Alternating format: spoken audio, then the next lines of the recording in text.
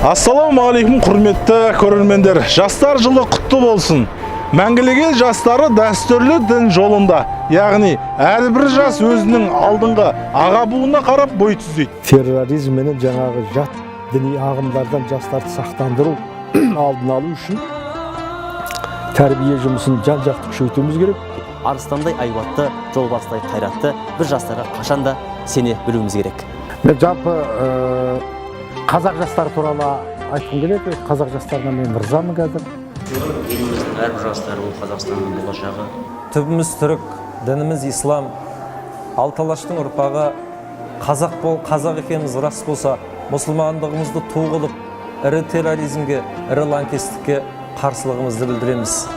Мәңгілік ел жастары дәстүрлі дін жолында, яғни әрбір жас өзінің алдыңғы аға буынына қарап бой түзейді. Біздің алдыңғы буын ағаларымыз және абызды ақсақалдарымыз жастар туралы қандай пікірде? Бірге көрелік. Терроризм менен жаңағы жат діни ағымдардан жастарды сақтандыру алдын алу үшін тәрбие жұмысын жан-жақты күшейтуіміз керек.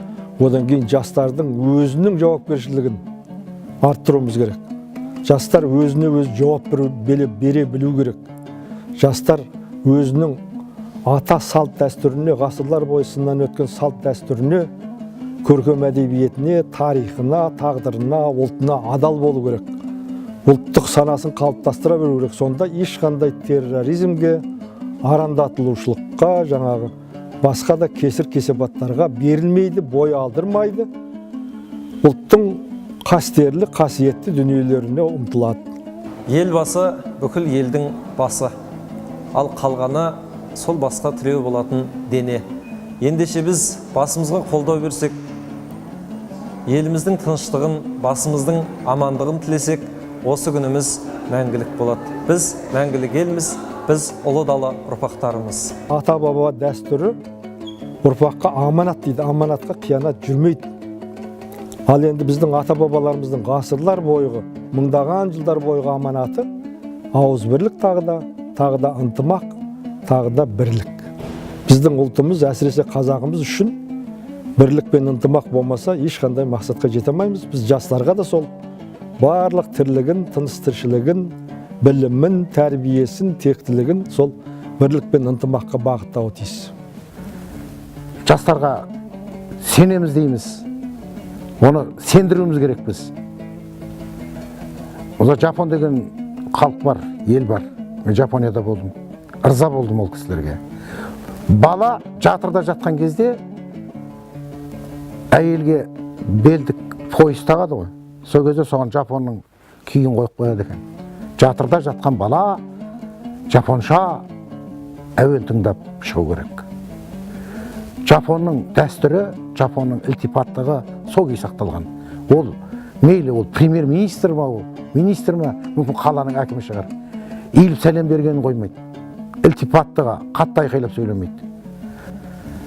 Сондықтан да жастарымызды өзіміз әдемілеп тәрбиелейік. Олардан ешқандай кінә жоқ. Жастар бәріне ұмтылып тұр. Егер сіз кез келген жаспен сөйлессеңіз, ол ұлттық рухта тебіреніп тұрып тыңдайды.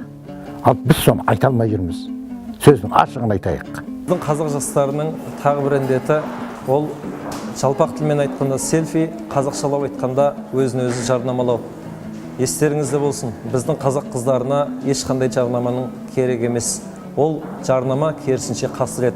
Себебі сырттан келген әрбір келімсек қазақ қыздарына қырғидай тиюі біздің қоғамға да, қазақи намысымызға да үлкен сызат түсіріп тұр. Жалпы қазақ жігіттерін қыздарға қамқор болуға және қорған болуға шақырам. Ал қыздарымыз анасының берген тәрбиесін естен шығармай, қызды қырық үйден тию деген бар, осы салтымызды, осы ғұрпымызды сақтаса екен деген ойдамын. Қай заманда болмасын алдыңғы толқынның кейінгі толқынға көңілі толмаған. Әрине ол заңды да шығар. бүгінде кейде алдыңғы толқын кейінгі толқынға кітапты көп оқымайды, жастар жігерсіз деген пікірді айтып жатады. Әрине көпке топырақ шашуға болмайды. Бас жастардың да арасында көпшілігі нағыз кітапты оқитын да, алдыңғы толқынға қарағанда көбірек мешітке баратын сол жастарымыз бар. Нағыз жігерлі де, нағыз намысты жоғары қоятын азаматтар жастарымыз бар. Мендеше сол жастарға сене білуіміз керек. Өйткені Мағжан ақын қалай айтты: арыстандай айбатты, жолбарыстай қайратты, қырандай күшті қанатты, мен жастарға сенемін деді. Сондай жастарымыз көп болсын дейміз. Алдыңғы толқынға солар үлгі көрсету керек.